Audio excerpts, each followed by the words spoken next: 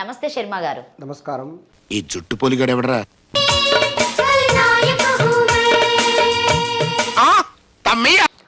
మీరు అనసూయ గారు అనేటువంటి ఆమె గురించి తెలుసుకుంటే మీరు కూడా అభిమానులు అయిపోతారు. అవునా? నిజమా? రీసెంట్గా కూడా అనసూయ గారు చెప్పారు తను ఫ్యాన్స్ అనేటువంటివి ఇష్టం ఉండవు. అయిందా? బాగైందా? మిమ్మల్ని మాట్లాడడం జరుగుతుంది, ఎందుకంటే మీరు మ్యారేజ్ అయింది, మీకు బాబు ఉన్నారని చెప్తున్నారు. కొన్ని విషయాలు ఏంటంటే అలా గలీజ్గా ఏం మాట్లాడలేదండి, కొన్ని ఎడిటింగ్ చేసి అలా చేశారు. నేను మరీ అంత ఎదవలా కనపడుతున్నారా? పూర్తి స్థాయి కూడా కాదు. ఇక్కడ అనసూయ గారు చెప్పుకుంటే మేము అనసూయ గారు ఏది చెప్తే అది ఫాలో అవుతాం. వాడు సంఖ నువ్వు నాకు, వాడు నీ సంఖ నాకుతాడు. ఇదంతా పక్కన పెట్టేస్తే ఆమె మిమ్మల్ని మొహం ముందటనే చీ కొట్టినట్టుగా అన్నట్టు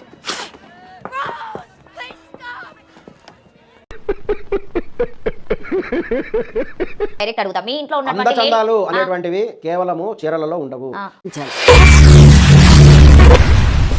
ఏమిటండి మీరు మాట్లాడేది?